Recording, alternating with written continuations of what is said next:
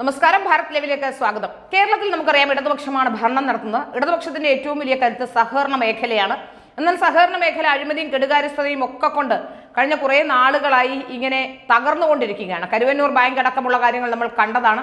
എങ്കിൽ പോലും കേരളത്തിലെ സഖാക്കന്മാർക്ക് സഹകരണ മേഖലയോട് വലിയ താല്പര്യമുണ്ട്. അല്ലെങ്കിൽ കേരളത്തിലെ ഇടതുപക്ഷം ഇപ്പോഴും കാര്യങ്ങൾ വ്യക്തമായി പഠിക്കുന്നില്ല, അല്ലെങ്കിൽ കേരളത്തിലെ ജനങ്ങളെ വീണ്ടും മണ്ടന്മാരാക്കുകയാണ് മുഖ്യമന്ത്രി എന്നാണ് മനസ്സിലാക്കാൻ സാധിക്കുന്നത്.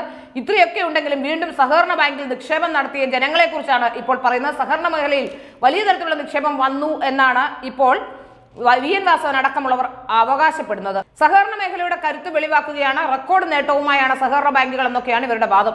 നിക്ഷേപ സമാഹരണത്തിൽ ലക്ഷ്യമിട്ടതിനേക്കാൾ കൂടുതൽ തുക സമാഹരിക്കാൻ സഹകരണ ബാങ്കുകൾക്ക് കഴിഞ്ഞതായാണ് സഹകരണ വകുപ്പ് മന്ത്രി വി.എൻ. വാസവൻ പറയുന്നത്.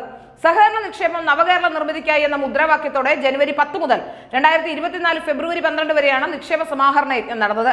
9,000 കോടി രൂപ സമാഹരിക്കുന്നതിനാണ് ലക്ഷ്യമിട്ടിരുന്നത്. അതിൽ 7,000 കോടി 14 ജില്ലകളിൽ നിന്നും 2,000 കോടി രൂപ കേരള ബാങ്ക് വഴിയും സമാഹരിക്കാനാണ് ലക്ഷ്യമിട്ടിരുന്നത്. നിക്ഷേപ സമാഹരണത്തിന്റെ ഭാഗമായി ഫെബ്രുവരി 12 വരെ ആകെ 23,263.73 കോടി രൂപയുടെ പുതിയ നിക്ഷേപം സമാഹരിക്കാൻ സാധിച്ചിട്ടുണ്ടെന്നാണ് മന്ത്രി പറയുന്നത്. ആകെ സമാഹരിച്ച തുകയിൽ 20,055.42 കോടി രൂപ ജില്ലയിലെ സഹകരണ ബാങ്കുകളും 3,208.31 കോടി രൂപ കേരള ബാങ്കുമാണ് സമാഹരിച്ചത്. ഏറ്റവും കൂടുതൽ പുതിയ നിക്ഷേപം സമാഹരിക്കാൻ സാധിച്ചത് കോഴിക്കോട് ജില്ലയിലെ സഹകരണ ബാങ്കുകൾക്കാണ്. 850 കോടി രൂപ ലക്ഷ്യമിട്ട സ്ഥാനത്ത് 4,347.39 കോടി രൂപ സമാഹരിക്കാൻ കോഴിക്കോട് ജില്ലയ്ക്ക് കഴിഞ്ഞു എന്നാണ് ഇവരുടെ അവകാശവാദം. രണ്ടാം സ്ഥാനത്തെത്തിയ മലപ്പുറം ജില്ല 2,692.14 കോടി രൂപയുടെ നിക്ഷേപം സമാഹരിച്ചു. ഏതാണ്ട് ടാർഗറ്റ് 800 കോടി മാത്രമായിരുന്നു. മൂന്നാം സ്ഥാനത്തുള്ള കണ്ണൂർ ജില്ലയിൽ 2,569.76 കോടി രൂപയുടെ നിക്ഷേപം എത്തിച്ചേർന്നിട്ടുണ്ട്. നാലാം സ്ഥാനത്തുള്ള പാലക്കാട് ജില്ലയിൽ 1,398.7 കോടി രൂപയും, അഞ്ചാം സ്ഥാനത്തെത്തിയ കൊല്ലം 1,341.11 കോടി രൂപയുമാണ് സമാഹരിച്ചത്.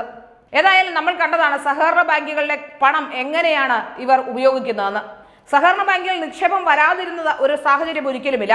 സഹകരണ ബാങ്കുകൾ പണം വരുന്നുണ്ട്, പക്ഷേ ആവശ്യത്തിന് ആൾക്കാർ ചെല്ലുമ്പോൾ അവർക്ക് അത് തിരിച്ചു കിട്ടുന്നില്ല എന്ന ഗുരുതരമായ ആരോപണം പല കോണുകളിൽ ഉയർന്നതാണ്.